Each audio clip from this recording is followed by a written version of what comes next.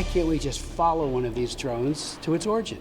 These drones have shown up at military installations, including Naval Weapons Station Earl, which is in my district, which is munitions for the United States Navy and other places, and in very close proximity to it. So it's very troubling.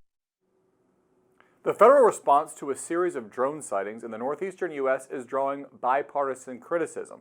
We'll have more on that in a moment, but first, some of President-elect Trump's most controversial cabinet picks are back on Capitol Hill this week, trying to win the support of Republican senators needed to confirm their nominations. Joining us to discuss that and more, Brett Samuels, White House reporter here at the Hill. Brett, let's talk about RFK Jr. first. He has more meetings with Republican senators today. He's trying to convince them that he is a viable candidate to lead the sprawling Department of Health and Human Services, despite misinformation he spread about vaccines in the past and despite his past support for abortion rights, which puts him at odds with many Republican senators. How is he doing so far? Just got word in my ear that he's going to be meeting right now with Tommy Tuberville, Republican senator from Alabama. Probably not a fence sitter, but how's he doing so far, and who do you think the key senators are in this confirmation battle? Yeah, certainly I think the key senators to watch are a lot of the same key senators to watch in these other confirmation battles. Folks like Lisa Murkowski of Alaska, Susan Collins of Maine. For RFK, somebody like Bill Cassidy in Louisiana, who's a doctor by profession, is someone to watch. And Mitch McConnell, interestingly enough, is, I think, someone very important to watch for RFK Jr. because of what you mentioned, because of his skepticism about vaccines, some of his anti-vaccine rhetoric, some of the conspiracy theories he said. Mitch McConnell, obviously a polio survivor. RFK Jr. and Trump have sort of come out and said they're very supportive of the polio vaccine specifically, maybe sort of a nod to try and soothe over any concerns from someone like Mitch McConnell. But certainly his early meetings are with folks like Tommy Tuberville, like Rick Scott of Florida, folks who are not exactly on the fence, as you said, but as he gets deeper into these meetings, certainly will be worth watching. What about Pete Hegseth and Tulsi Gabbard, two of the other controversial Trump nominees? They're also back on the Hill this week. The reporting has been that Pete Hegseth's prospects are improving.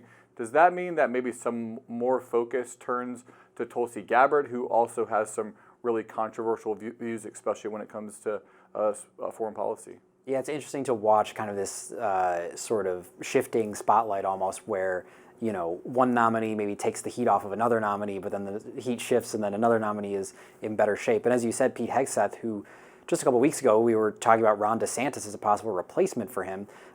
Pete Hegseth seems to have steadied the ship. He seems to have the support of President-elect Trump and his allies.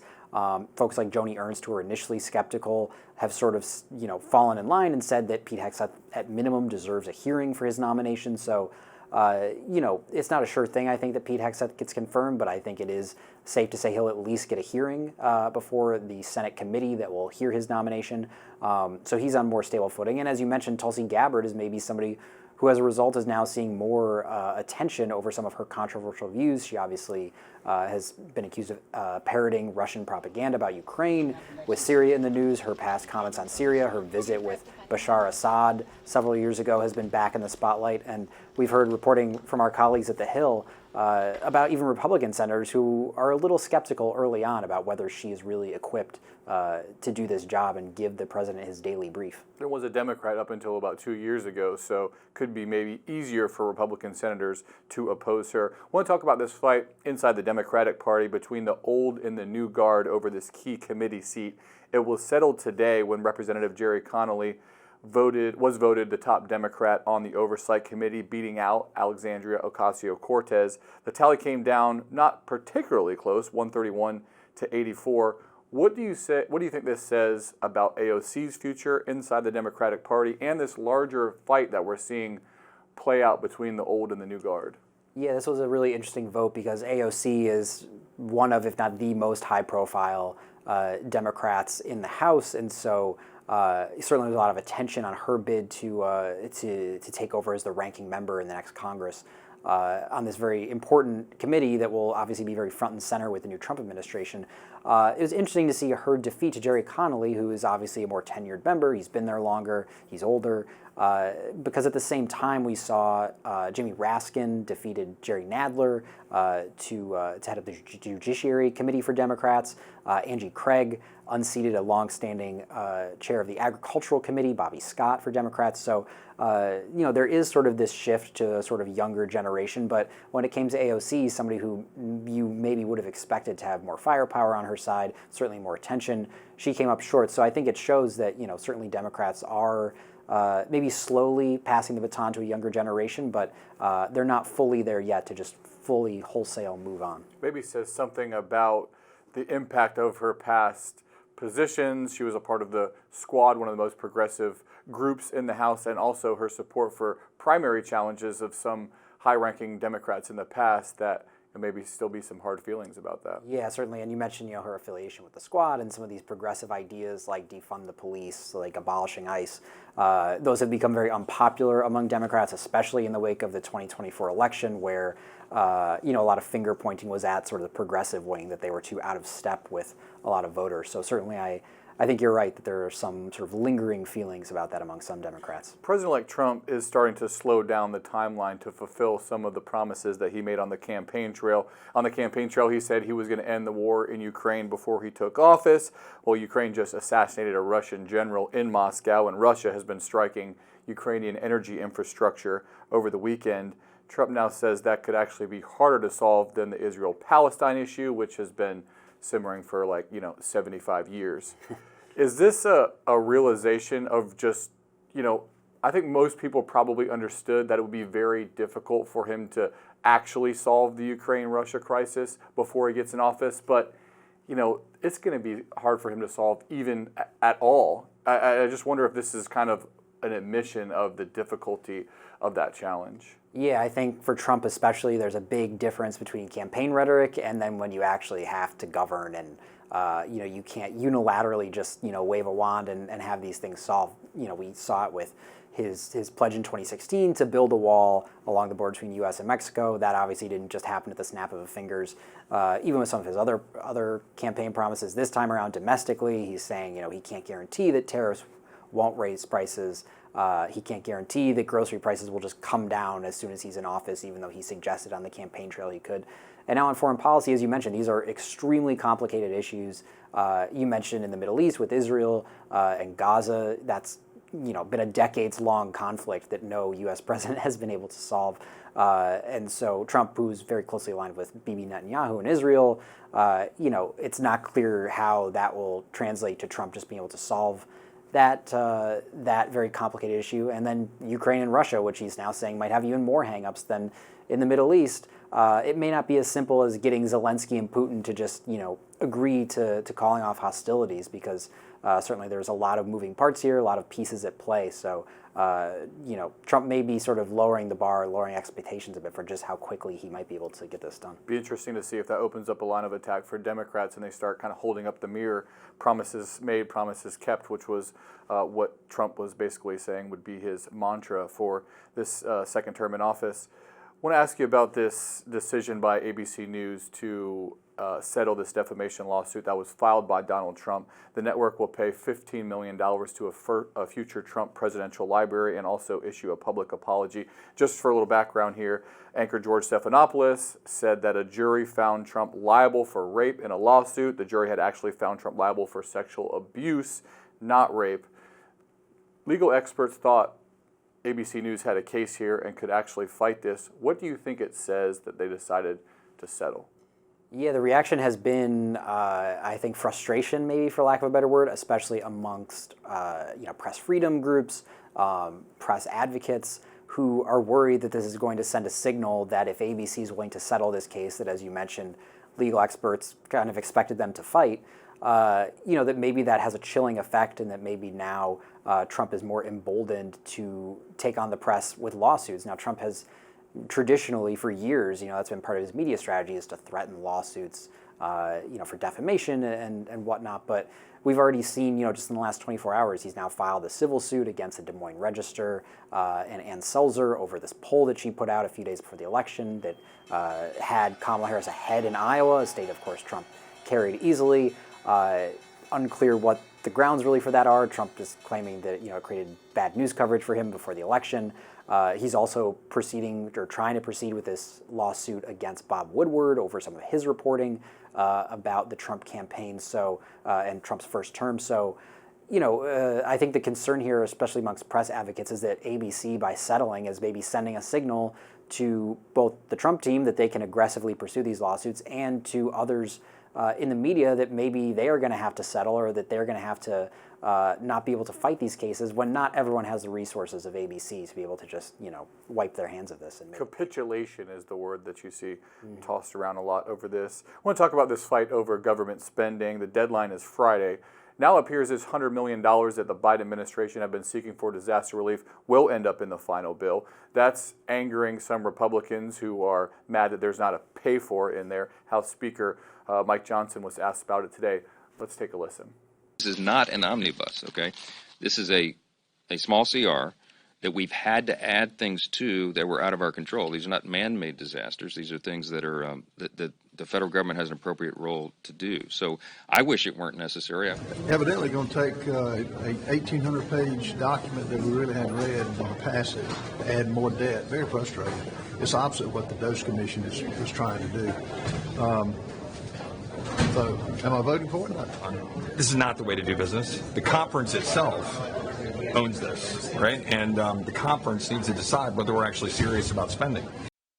We heard from members of the Freedom Caucus there on the back end. Fuming is the word that's been described, used to describe them at the moment, but that's kind of always the case when it comes to spending issues.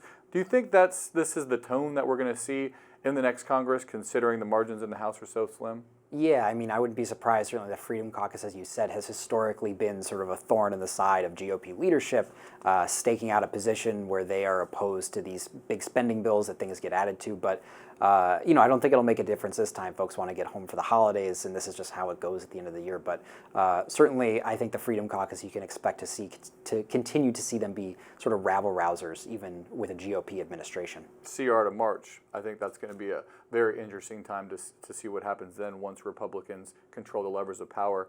Brett Samuels, thanks so much for joining. Thanks, Drew. People are understandably anxious about seeing things in the night sky without clear answers to what is going on.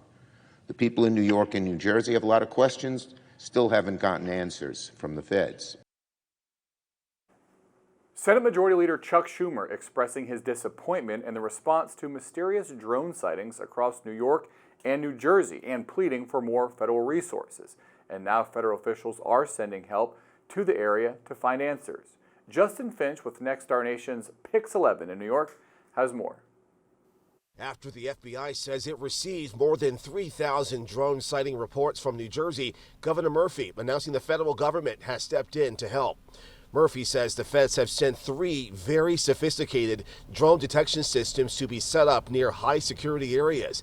Governor Hochul announcing Washington is also sending New York State drone tracking technology.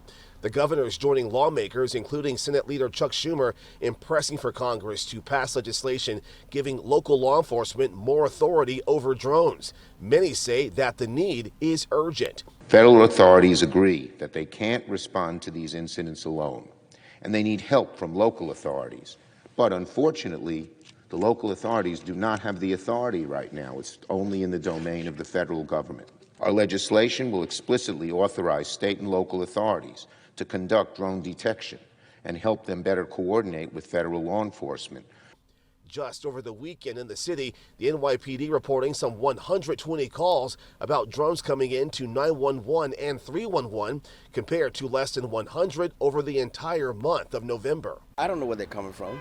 And if the government doesn't know where they're coming from, then I say, well, we're in trouble. A lot of it is misattributed manned aircraft, so planes that are taking off and landing, helicopters, as well as commercially available hobby drones.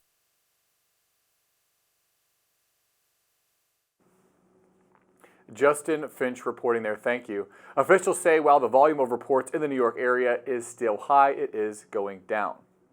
Just days after Israel claimed it was closer than it has ever been to a ceasefire deal in Gaza, the country's defense minister is now vowing that it would maintain, quote, full freedom of action, end quote, after fighting ends. Those comments made during a closed-door parliamentary committee hearing. Meantime, U.S. officials confirmed to NBC News that Hamas recently relented on key points to securing an agreement. The officials told NBC that Hamas agreed that Israeli forces would remain in Gaza temporarily, and Hamas would provide a comprehensive list of hostages. A large number of Palestinian prisoners would reportedly be released under the deal. Meantime, Prime Minister Benjamin Netanyahu said Tuesday that Israeli troops will also occupy a buffer zone in the Syrian border following the fall of Bashar al-Assad's regime. The buffer zone extends about 6 miles into Syria from the Israel-held Golan Heights region. Critics of the move say establishing the buffer zone violates a 1974 ceasefire. The Biden administration receiving questions today after reports that it was hauling off unused portions of the U.S.-Mexico border wall so they could be sold at auction. President-elect Trump brought attention to that report Monday during a press conference at Mar-a-Lago, calling it an almost criminal act. News Nation's Robert Sherman has more. President-elect Donald Trump hitting President Biden over the issue of the U.S.-Mexico border wall, especially as videos such as this one, which comes from the Daily Wire, have started to circle. This shows materials left over from the border wall project being carted away to be auctioned off, something that has generated a lot of controversy among conservative circles. This is what President-elect Donald Trump had to say on the matter. Take a listen. We spent a tremendous amount of money on building the wall. The administration is trying to sell it for 5 cents on the dollar, knowing that we're getting ready to put it up. And what they're doing is really an act. It's almost a criminal act. They know we're going to use it, and if we don't have it, we're going to have to rebuild it. But the Lieutenant Governor of Texas saying that they've looked into the possibility of buying some of these border wall materials, but said, quote, the Texas Facilities Commission told us today that the material for sale was mostly junk, with most panels covered in concrete and rust. There were a few panels that might be usable, but not worth the cost of shipping to Texas from Arizona. He would go on to say that if there were any panels that made economic sense to purchase, the state of Texas would do so and give them to the incoming administration. But in terms of why all of these border wall panels are being sold off, well, it's actually law. When you look at the National Defense Authorization Act, Section 2890, it says, quote, not later than 75 days after the date of the enactment of this act, Secretary of Defense shall submit to Congress a plan to use, transfer, or donate to states on the southern border of the United States all covered materials, with prioritization given to the refurbishment and or maintenance of ports of entry along the southwest border and construction projects aimed at stopping illicit human and vehicle traffic along the border of the United States with Mexico. It goes on to say that within 100 days, that plan must be put in motion until the Defense Department is no longer incurring costs for storing and holding those materials. The Pentagon also weighing in on this, saying that nearly 60% of materials have been given to entities such as Custom and Border Protection in the states of Texas and California, and border states did get an opportunity to receive those materials. They say that those that were not sold off to the states have been auctioned off through other means. Drew? Thank you, Robert Sherman. President-elect Trump held his first news conference since winning the 2024 election. He touched on drones, tariffs, and his plans to go after media companies that he says unfairly target him. We'll probably be filing a major lawsuit against them today or tomorrow. The people in Iowa, their newspaper, which had a very, very good pollster who got me right all the time, and then just before the election, she said I was going to lose by 3 or 4 points, and it became the biggest story all over the world. And in my opinion, it was fraud, and it was election interference. And shortly after, Trump made good on his threat, officially filing a lawsuit against the Des Moines Register and Iowa pollster Ann Selzer, accusing the outlet and pollster of violating Iowa's consumer fraud laws by engaging in deception. Joining me now is the Hill's courts and legal reporter, Zach Schoenfeld. Zach, what do we know about the lawsuit filed against the Des Moines Register and Ann Selzer? This lawsuit is being brought under Iowa's consumer protection laws. The accusation here is that Selzer, her polling company, the Des Moines Register, as well as its parent company, Gannett, that they engaged in intentional deception. The accusation is that Selzer knew that her poll was false, but decided to publish it anyways because she was in cahoots with Democrats and wanted to benefit Kamala Harris's presidential campaign.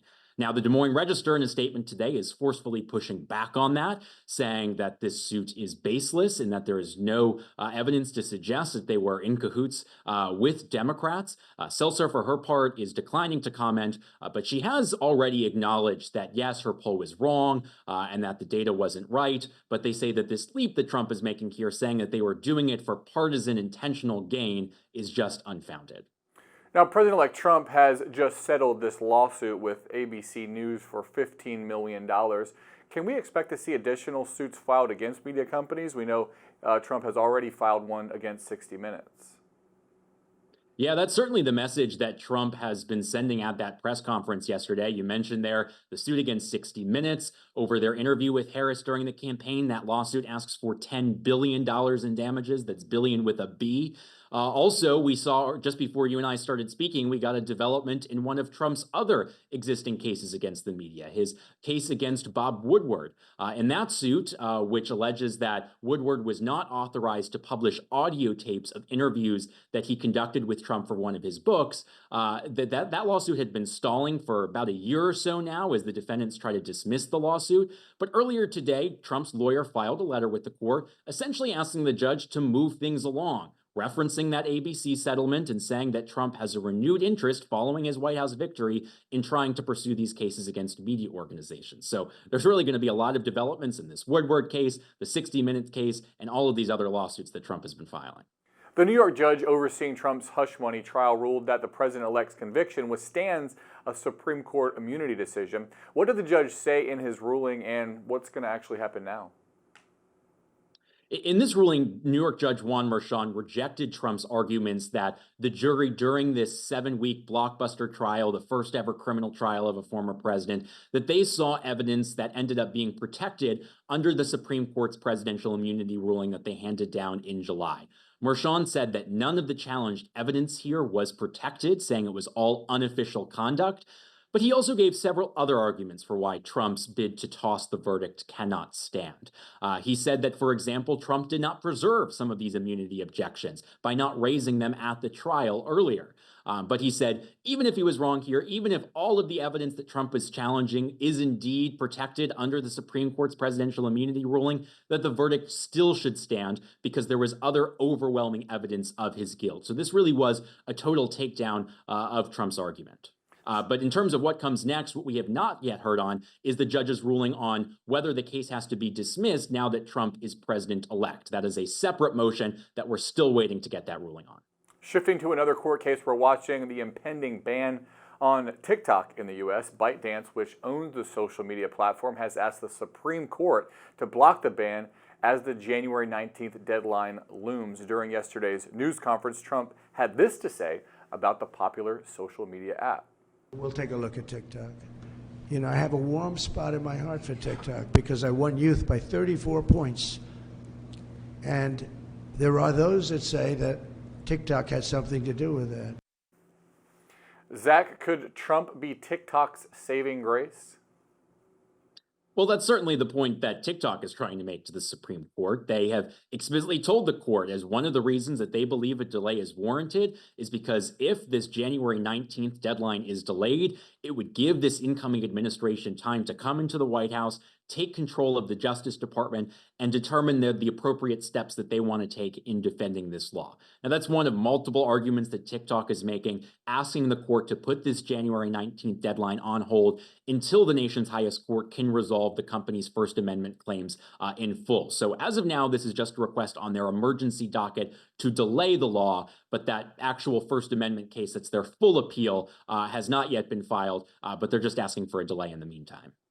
United Healthcare CEO killer Luigi Mangione will appear back in court on Thursday. What can we expect there? Yeah, he'll be back in court on Thursday morning in Pennsylvania. This will be his third court appearance since beginning to face criminal charges. He is going to face a preliminary hearing in his charges in Pennsylvania. These are a series of firearms charges and related to allegedly showing a fake ID to officers, not directly over the killing of the United Healthcare CEO, so we'll have a hearing on that. Also on the agenda is this bid by New York to extradite him out of Pennsylvania, where he's currently being held, bring him back to Manhattan so he can face a murder charge directly over the killing of the CEO. So those matters are both going to come up on Thursday in this continued fight over what is largely expected that at some point Mangione will end up back in Manhattan. All right, that's all I got. Zach Schoenfeld, thanks so much for coming on. Thanks, Drew. The union representing more than 10,000 Starbucks workers has authorized a strike ahead of this year's final round of bargaining talks. Workers United represents baristas at more than 500 Starbucks locations across the U.S. Representatives say the coffee giant has not yet brought a comprehensive economic package to the bargaining table. Workers are asking to increase wages and staffing at stores while implementing better schedules. The two sides also have yet to settle hundreds of legal disputes over allegations of unfair labor practices. The union has not set a date for when they say they will strike. The Federal Trade Commission is cracking down on hidden junk fees linked to hotel and event ticket prices. The new rule, announced Tuesday, requires total prices, including fees, to be disclosed up front, and prohibits sellers from concealing add-on charges until the last minute. The new rule will apply to ticket sellers like Ticketmaster, hotels, and vacation rental sites like Airbnb and VRBO. It's part of President Biden's wide-ranging crackdown on junk fees and imposes narrower restrictions than a similar rule proposed by the Biden administration in 2023. The rule was passed in a 4-to-1 vote, with the sole dissenting vote coming from Andrew Ferguson. Ferguson is expected to take over as the agency's chair when Trump takes office in January. Trump could seek to withdraw the rule for further review, or it could be vacated by Congress. Meanwhile, the FTC says it estimates the rule will save U.S. consumers 53 million hours per year that was previously spent researching total costs before making purchases. President-elect Trump receiving high approval numbers heading into the holidays, but a new survey shows folks might not be as excited about some of his cabinet picks. News Nation's Blake Berman breaks down the numbers in today's Political Minute. High approval for the president-elect, but not so high on other measures, like his future cabinet. I'm Blake Berman, host of The Hill on News Nation. A new poll shows that 55% of Americans approve of Trump's handling of the presidential transition. 54% expect the president-elect to do a good job when he returns to Washington come January 20th. But a separate poll from the Associated Press says Americans aren't as confident in Trump's ability to appoint a well-qualified cabinet. 27% say they are very confident. Nearly twice that number, though, 55%, are slightly confident or not confident. Now, the same poll says 29% of Americans are very confident in Trump's ability to effectively manage the White House. 52% are slightly or not at all confident. Trump and the administration he's assembling take control on January 20th when he is sworn in as the 47th president. I'm Blake Berman, and this is the News Nation Political Minute. You can find more news and analysis from Blake and our colleagues 24/7 on News Nation. To find News Nation on your screen, go to joinnn.com. That's today's Daily Debrief. I'm Drew Petrimoulx. Be sure to like, share, and subscribe to the Hill's YouTube channel, and come back here soon for the intersection between politics and policy.